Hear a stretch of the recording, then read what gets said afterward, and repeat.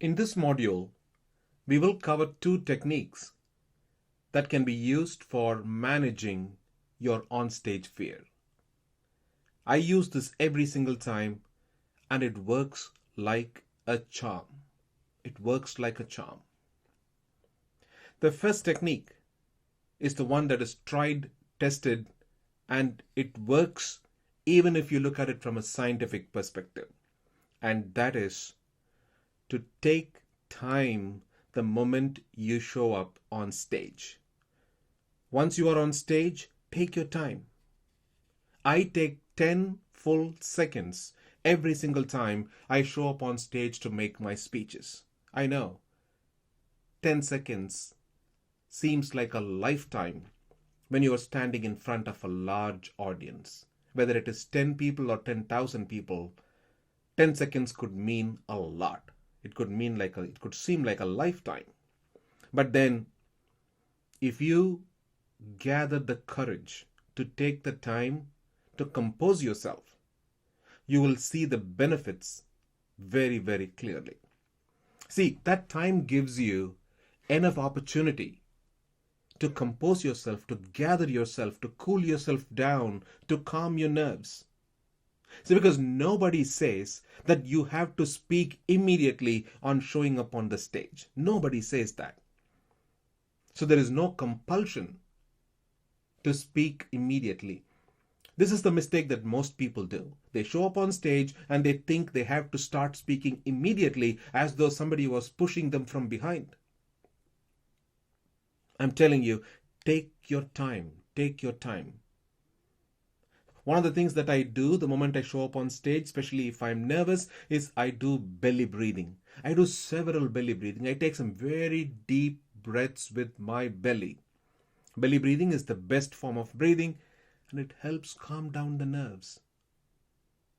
I take 3, 4, 5, as many as required to calm down my nerves even before I can say my very first word.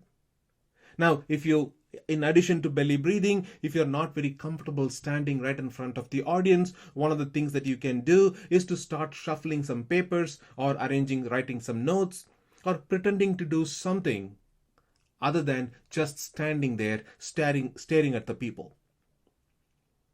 Now, I don't personally do that, but then certainly it is a technique, because rather than staring at people, you can always do things that will absorb you in shuffling papers, buying the time to calm your nerves down. Instead, what I do personally is I start scanning the room very slowly as I'm belly breathing. I look at the room from the left to the right very slowly and from right to the left as I absorb the scene, as I absorb the people, as I absorb the faces, trying to look for familiar faces, people that I met when I initially greeted them. And that gives me the time to compose myself. Try it. It works. Now, one other technique that I use, which also works, is to take the focus away from me. To take the focus away from my own self. Again, like the earlier technique, this works like a charm every single time. But it does take conscious practice. And that technique is to remember that this is not about you.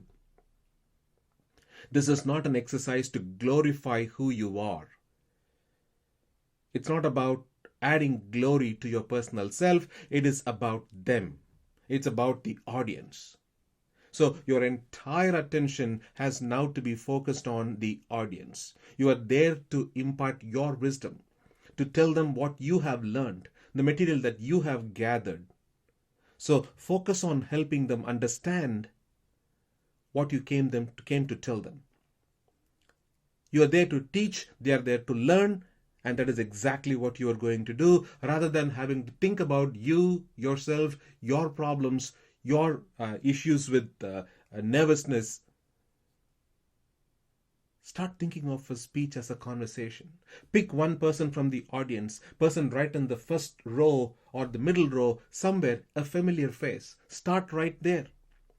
Speak to one person at a time. speak to one person, and once you are comfortable with that one person, move on to the other person, so on and so forth. So the first technique is to take your time. Don't be compelled to speak immediately. Take 10 full seconds if that is what it takes. Don't be compelled to speak immediately on showing up on stage. And the second technique is to take the focus away from you. Instead, focus on the audience. Start talking to them because you came to teach them. They are here to learn. Think of a speech as a conversation. Start speaking to that one familiar person and then move on to the next person, so on and so forth.